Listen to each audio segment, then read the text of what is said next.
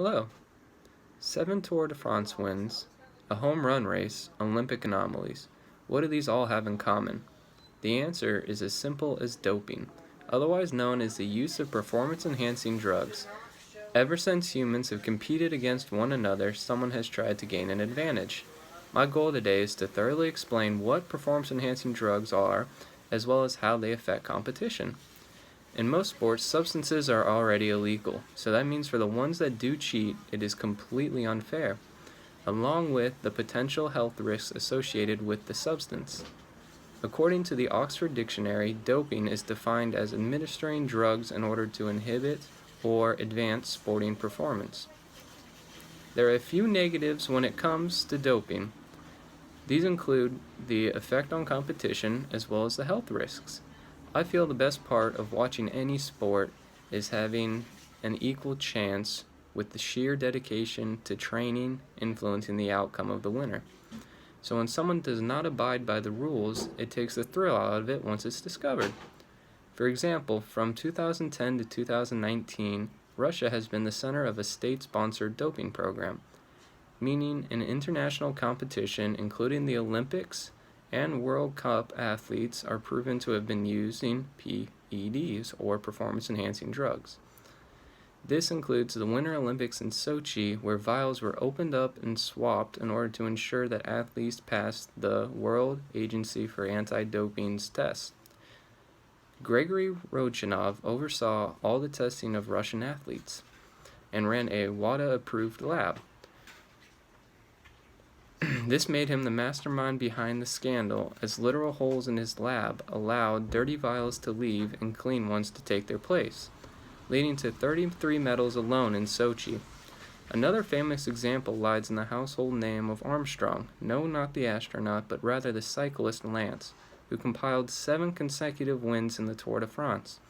After winning the race, his 6th consecutive time, an inquiry was launched, which ultimately led to the admittal of using blood boosters and steroids.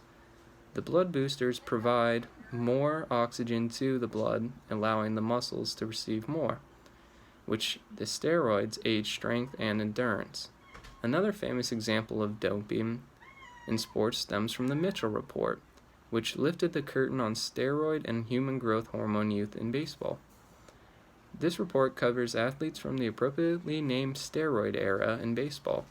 It is deemed that because of the large offensive numbers put up during the 90s and early 2000s.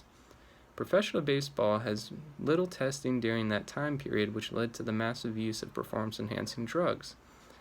Under the idea, how can I keep my job if he's using them? This report led to 89 players being named for using a performance-enhancing substance. The other negative side of doping lies in the health risks associated with performance-enhancing drugs.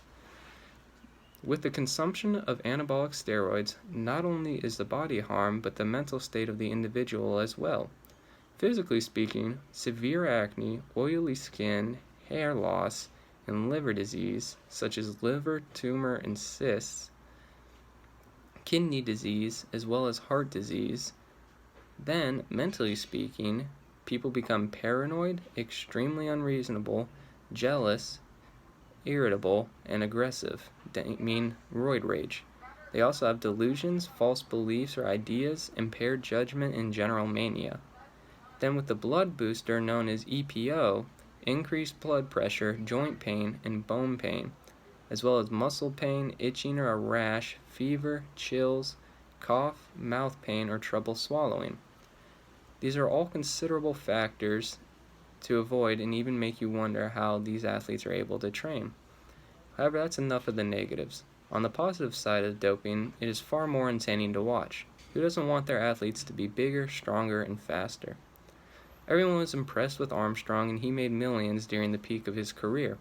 In baseball, the steroid era sold the most tickets and had the highest TV ratings, as people enjoyed watching Sammy Sosa, Mark McGwire go toe-to-toe on how many home runs they could hit in a single season. In the UFC and other physical sports, who doesn't want to see the largest humans possible trying to kill each other? Even the NFL was insane before drug testing. It was simply more fun. With all the fun, however, it leads to certain names being remembered, taken away from others in the same sport. which brings me to the effect on competition that doping has. During the steroid era of baseball, it was not a level playing field unless you were taking some sort of enhancing drug. McGwire, Bonds, and Sosa were all competing with each other, not the rest of the league, to see who could hit the most home runs in a single season. Because of steroids, no one will see the Hall of Fame, even though Barry Bonds was a Hall of Fame worthy contender before he started taking them. Then, with Lance Armstrong, most cyclists cannot even fathom winning the Tour de France 7 times. The next closest only have 5. On top of that, winning it consecutively is just decimating the competition and is hardly fair. After his doping was discovered, he was stripped of his titles and earnings, as well as receiving a lifetime ban from the sport of cycling. Then with the Russian scandal, 33 medals is a lot for any country to take away in a Winter Olympics. But as a result of that, WADA handed Russia a ban on the 2020 Olympic Games as well as the 2024 World Cup. They also tightened down regulations for testing as well as creating their own center for Russian testing.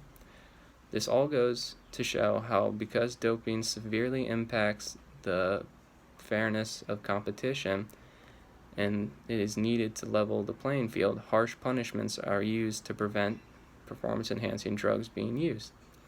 Doping may make sports more enjoyable to watch and reach a broader audience. However, for the sheer integrity of the sport and the safety of the athletes involved, the use of performance-enhancing drugs is outlawed, as equality and/or fair competition is why most fans watch every single game, match, or event. As well as if you have an athlete who is doping competing against one who is not, it's simply dangerous. Not only because of the health risk associated with PEDs, but it also makes humans bigger, faster, and stronger. So in sports such as the UFC, if one is doing and one is not, it's unfair and dangerous, to not have another way to put it. This is the consensus of all organizations and especially WADA. Thank you.